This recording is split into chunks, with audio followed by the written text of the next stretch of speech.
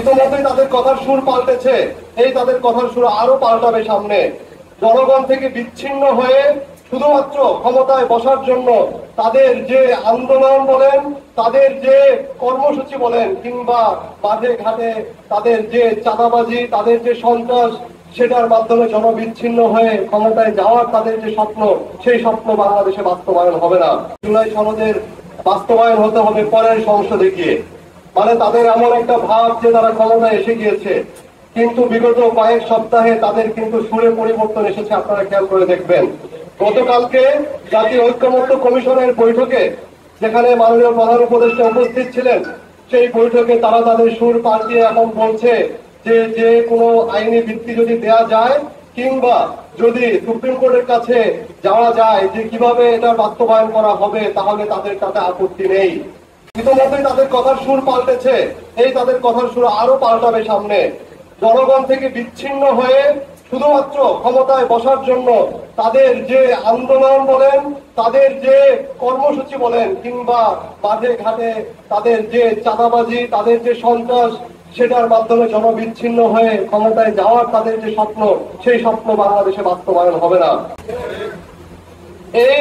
এই রক্তের উপর দিয়ে, গণ অভ্যুত্থানের উপর দিয়ে যে নতুন বাংলাদেশের স্বপ্ন আমরা দেখেছি, সেই নতুন বাংলাদেশের যাত্রার দিকে, গণতান্ত্রিক অভিযাত্রায় আমরা যদি অগ্রসর হতে চাই, আমাদেরকে মৌলিক সংস্কার বাস্তবায়নের মধ্য দিয়েই অগ্রসর হতে হবে। জুলাই সনদের পূর্ণাঙ্গ বাস্তবায়নের মধ্য দিয়েই আমাদেরকে সেই জায়গায় পৌঁছতে হবে। আমরাও নির্বাচন চাই, সেই নির্বাচন অবশ্যই গণপরিষদ নির্বাচন হতে হবে। যে গণপরিষদ নির্বাচনের মাধ্যমে আমরা এই জুলাই সনদকে একটি টেকসই অবস্থায় নিয়ে যেতে সক্ষম হব। আপনারা অনেকগুলো উপায়ের কথা ইতিমধ্যেই শুনেছেন কিভাবে এই জুলাই সনদকে আমরা বাস্তবায়ন করতে পারি। কমিশনের পক্ষ থেকেও বেশ কয়েকটি কথা বলা হয়েছে, যেগুলো এখনই বাস্তবায়ন করা সম্ভব, সেগুলো অধ্যাদেশের মধ্যে দিয়ে তারা বাস্তবায়ন করতে চায়। আমরা সেটিকে সাধুবাদ জানাই। আমরাও মনে করি যেগুলো এখনই বাস্তবায়ন করা সম্ভব, সেগুলো বাস্তবায়ন করে ফেলা হোক। কিন্তু যে বিষয়গুলো সংবিধানকে স্পর্শ করে, যে বিষয়গুলো সংবিধানের ক্যারেক্টারকে চেঞ্জ করে, আপনারা খেয়াল করে দেখবেন পুরো জুলাই সনদে প্রায় 84টি বিষয়কে নিয়ে আসা হয়েছে, যার মধ্যে এমন কিছু বিষয় আছে যা সংবিধানের ক্যারেক্টারকে বদলে ফেলে, সংবিধানের নেচারকে বদলে ফেলে, সংবিধানের বেসিক স্ট্রাকচারকে বদলে ফেলে। সেই যে সংশোধনীগুলো, সেগুলো আপনি কোনো পার্লামেন্টে গিয়ে সংশোধনীর মাধ্যমে টেকসই করতে পারবেন না। পঞ্চম সংশোধনীকে আমরা দেখেছি, অষ্টম সংশোধনীকে আমরা দেখেছি, এই সংশোধনীগুলো পরবর্তীতে কোর্ট বাতিল বলে রায় দিয়েছে। একইভাবে যেখানে আমাদের এখন এক কক্ষ বিশিষ্ট পার্লামেন্ট আছে, আমরা দ্বিকক্ষ বিশিষ্ট পার্লামেন্টের দিকে যখন যাব, পুরো সংবিধানের নেচার চেঞ্জ হয়ে যাবে, ক্যারেক্টার চেঞ্জ হয়ে যাবে। এটিকে পরবর্তীতে যে কোনো সময় কোর্টে চ্যালেঞ্জ করা যাবে।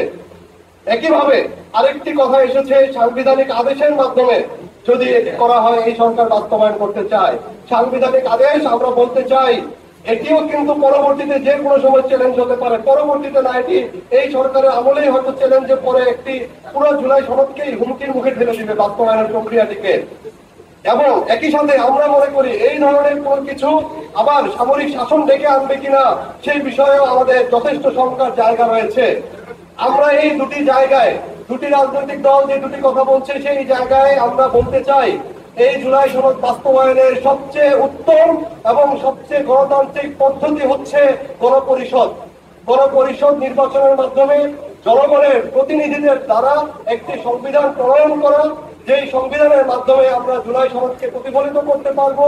জুলাই সনদকে গাইডলাইন হিসেবে ধরে নিয়ে নতুন সংবিধান প্রণয়নের মাধ্যমে আমরা একটি টেকসই সংস্কার উপহার দিতে পারবো। সেটি হতে হবে আমাদের আগামী লক্ষ্য।